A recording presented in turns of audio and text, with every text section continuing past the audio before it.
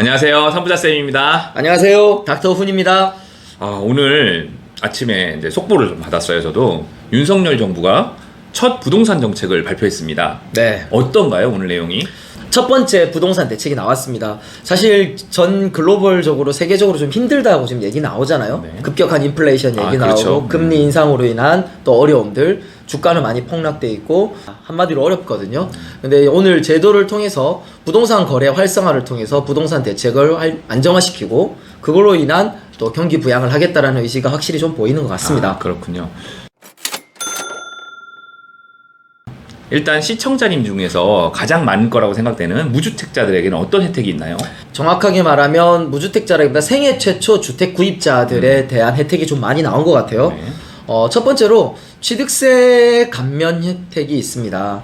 생애 최초 주택 구입자들에게는 일괄적으로 취득세 세금을 살 때 부양하는 세금이죠. 네. 200만 원까지 감면해 주겠다. 세금 200만 원 할인이네요. 그냥. 네, 그런 네. 부분들을 했고요. 두 번째로 매입 임대주택에 전세형이 생겼습니다.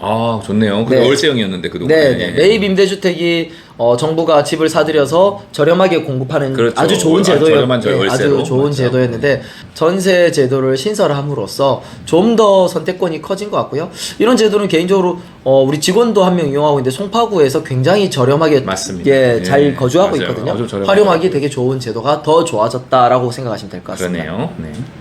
네, 세 번째로 월세 세액공제 한도가 좀 커진 것 같습니다. 월세 세액공제가 기존에도 12% 정도 되고 있었거든요. 네. 그 한도가 15%로 늘어났고요.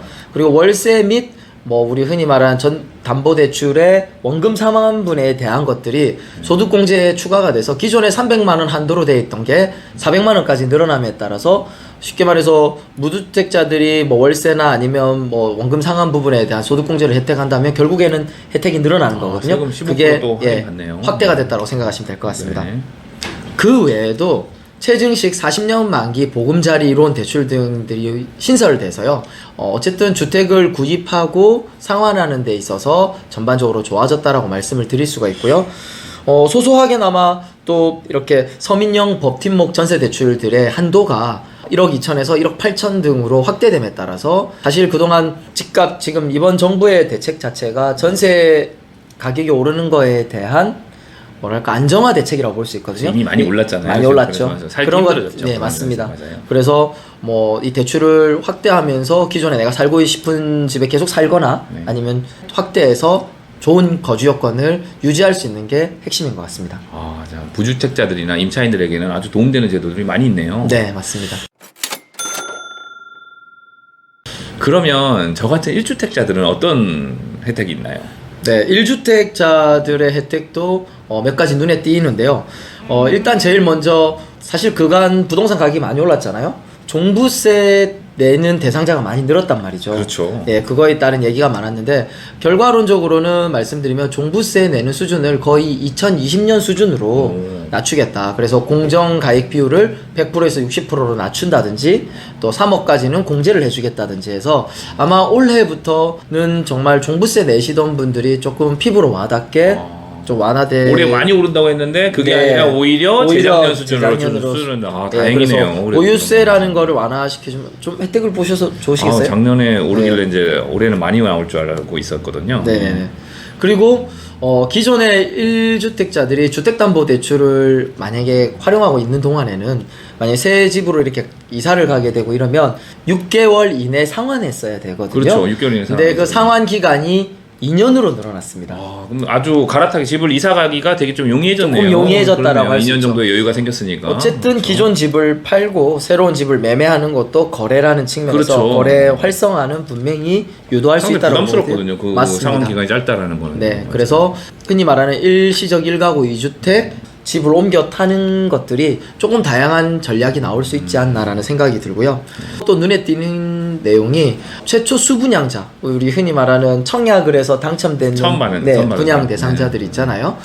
그런 분들이 특히나 조정 대상 지역에서는 실거주 요건이 빡빡했었거든요. 그렇죠. 무조건 들어가서 살아야 되잖아요. 2년 거주해야 2년이나 또 5년까지 거주를 해야 되는 게 있었었는데 그게 되게 좀 완화가 됐어요. 오히려 처음에 내가 분양받은 집을 전세나 월세로 임대로 내놓고 나중에 양도세 같은 경우는 내가 팔기 전까지만 언제라도 들어가서 실거주 기간을 채우면 완화 혜택을 주겠다. 그것도 아주 좋네요. 네, 굉장히 제가 어떻게- 팔길 예정이 있을 때 한 2년 들어가서 살고 팔고 뭐 이렇게 맞습니다. 하면 되겠네요. 동시에 좀 다주택자나 아니면 분양자들 중에서도 꼭 들어가지 않아도 되는 상황들은 새 집을 전세로 내놓을 수 있기 때문에 또 좋은 전세를 구하는 입장에서는 또 좋은 집을 구할 수도 그렇겠네요. 있고, 예, 양쪽 다 어떤 만족시키는 제도지 않나라는 생각이 듭니다. 네.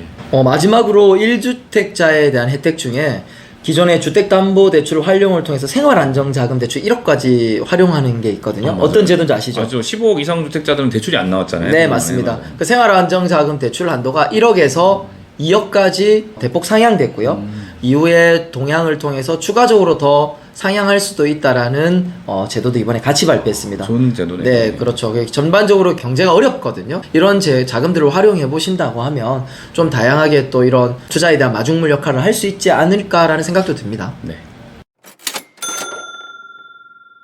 그렇다면 지금 이런 정책에 가장 민감하게 반응할 다주택자들 이들은 어떤 제도가 있나요, 이번에? 다주택자들도 혜택이 조금 생겼습니다. 우선 뭐 착한 임대인 제도 예고가 많이 됐었었는데요. 네. 기존의 임대 3법 때문이 아니라 자발적으로 임대료를 내가 5% 이내로 올리면 착한 임대인 제도라고 하거든요. 예. 그런 착한 임대인 제도를 활용하는 분들에게는 흔히 말하는 실거주 2년 요건을 완화해 주기로 했습니다. 그러면 네. 5%내 옮기는 착한 임대인이 되면 네. 실거주를 안 해도 된다는 거네요. 네, 실거주를 그러니까. 안 해도 양도세 혜택을 주겠다라는 거고, 더불어 장기 보유 특별 공제에 대한 혜택도 추가로 더 주기 때문에 다주택자분들도 이런 제도들을 활용을 하면요, 양도세나 이런 부분들을 줄일 수 있어서 또 다른 전략이 세금 나올 수 혜택이 있을 되겠네요. 것 네, 진짜 맞습니다. 그러네요. 그리고 다주택자분들도 이미 발표된 내용이죠. 뭐 윤석열 정부 들어오자마자 이거는 먼저 발표됐던 내용인데, 기존의 다주택자에 대한 조정지역 내 다주택 이런 양도세 중과는 이미 좀 내려놓았기 때문에 그런 혜택은 이미 보고 계시거든요. 그래서 종부세라든지 보유세가 완화된 거는 이미 혜택을 볼 수 네. 있고요. 또 더불어서 법인으로 부동산 투자하셨던 분들도 많이 있을 겁니다.